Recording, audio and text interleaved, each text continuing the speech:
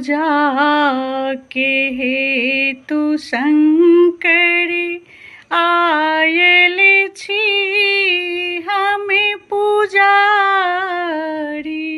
आयल छी, हम पुजारी। जानी ने मंत्र जप तप पूजा की विधि ने जानी, पूजा के विधि ने जानी।